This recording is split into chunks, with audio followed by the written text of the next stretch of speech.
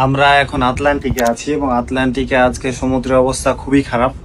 কারণ north Atlantic পাড়ি দেওয়ার সময় অনেক খারাপ ওয়েদার ফেস করতে হয় এবং অনেক বেশি রোলিং থাকে। তো আজকে আমাদের সকাল থেকে অনেক বেশি রোলিং এবং অনেক বাইরের বাতাসের স্পিড অনেক বেশি, প্রায় 40 নট মতো, আই মিন 80 কিলোমিটার/আওয়ার।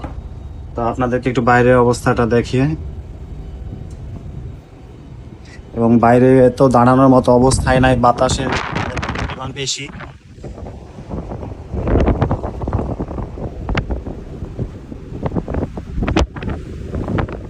দেখেন,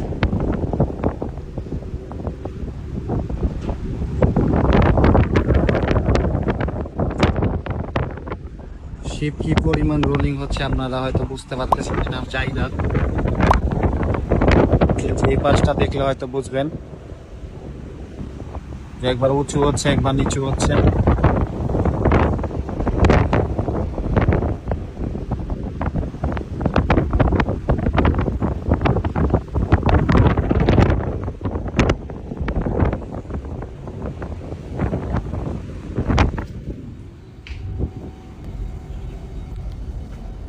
এই পাশটাই যদি আপনাদের একটু দেখাই তাহলে হয়তো বুঝবেন যে আমাদের শিপ কি পরিমাণ রোলিং হচ্ছে।